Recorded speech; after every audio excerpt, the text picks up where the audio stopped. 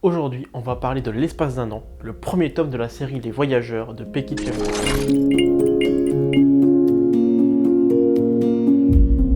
Becky Chambers est elle née le 3 mai 1985 à Los Angeles. C'est une autrice américaine écrivant de la science-fiction et qui est souvent associée au sous-genre pop-punk et solar-punk. Elle a notamment écrit 2 séries, donc celle des Voyageurs et Histoire de moines et de robots. Et donc en 2012, elle commence l'écriture de la série Les Voyageurs en commençant par le tome 1, L'espace d'un an. C'est un space opéra de science-fiction qui va relater la vie quotidienne à bord d'un vaisseau spatial qui est lui-même remarquable par sa diversité d'êtres humains et d'espèces extraterrestres. L'espace d'un an va vous plonger dans un univers dans lequel on va accompagner des personnages, humains comme extraterrestres, faisant partie de la population populaire et qui, ensemble, doivent cohabiter malgré leurs différences culturelles et raciales.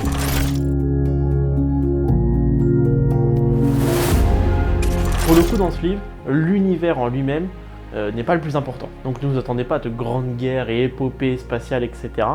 C'est plutôt un livre qui va se concentrer sur les personnages et le développement de ces personnages. Par exemple, le livre va beaucoup plus nous décrire les différentes races d'extraterrestres ainsi que leurs particularités physiques et culturelles, car ils auront chacun tous des différences et une façon de faire et une façon de vivre, ce qui donne du coup, entre autres, un univers qui est riche, mais riche de personnages et d'espèces. Et toutes ces espèces se côtoient dans l'univers qu'on appelle l'UG, donc l'Union Galactique, et dans cet espace, l'humain n'est pas l'être principal, puisqu'ils ont rejoint cette union bien plus tard et étaient bien moins avancés que toutes les autres espèces. Pour moi, c'est un livre avec une superbe écriture.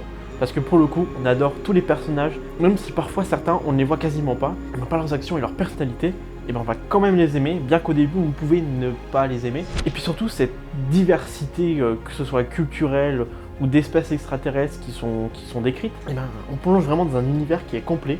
Un univers où pour le coup il est tellement diversifié que le racisme n'a même plus aucune place là-dedans. Dans ce milieu de l'Union Galactique où tout le monde est censé être protégé, il y a parfois des espèces qui sont en déclin, voire quasiment éteintes. Ces espèces n'ont pas été éteintes par une autre espèce ou quoi que ce soit, elles se sont juste tellement fait la guerre et tellement séparées qu'elles s'est elle-même menée à l'extinction. Vous pouvez voir ici facilement une référence à notre espèce qui se fait continuellement la guerre au lieu de s'unir et d'accepter toutes nos différences quelles qu'elles soient, car au final nous habitons tous la même planète, donc nous avons tous le droit d'y exister. Et qu'une fois que l'on accepte que nous sommes tous différents et que nous avons tous des cultures différentes, nous faisons partie d'un groupe bien plus gros que ce que les frontières définissent, ce groupe qui est l'humanité.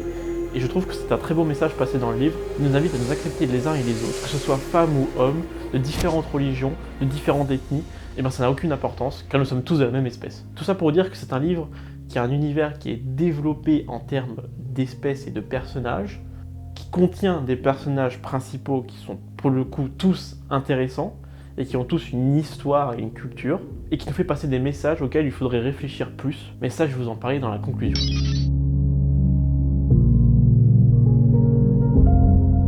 Pour conclure sur L'espace d'un an, j'ai trouvé que c'était un livre superbe. Honnêtement, je me suis amusé du début à la fin. C'était prenant, l'histoire est vraiment cool. Tous les sujets que le livre parle sont vraiment intéressants et ça fait vraiment réfléchir sur comment on s'aperçoit et comment on interagit entre nous, rien qu'entre humains, et que nos interactions pourraient être bien meilleures, l'acceptation des autres pourrait être bien meilleure aussi, qu'il ne faut vraiment pas juger n'importe qui car on ne connaît pas leur histoire, on ne sait pas d'où ils viennent, on ne sait pas non plus ce qu'ils ont traversé. Et je trouve que c'est un livre vraiment qui parlait de tout ça et de manière vraiment très bien. Mais en tout cas, les sujets parlés sont très intéressants dans un univers qui est vraiment aussi intéressant et bien décrit pour le coup. Donc si vraiment vous aimez la science-fiction, avec des histoires développées au niveau des personnages, avec des espèces qui sont développées, mais pas forcément l'univers aux alentours, faut pas s'attendre à de grandes guerres, à des grandes batailles spatiales, pour le coup c'est pas ce genre de livre. Mais si vous aimez tout le reste, franchement je peux que vous le conseiller, parce que c'est vraiment super quoi. Donc pour mon premier livre de Becky Chambers, j'ai été vraiment très agréablement surpris. Je vais sûrement acheter toute la suite du coup parce que c'est trop bien. Donc voilà, je peux que vous le conseiller, franchement, allez lire L'espace d'un an de Becky Chambers, c'est génial.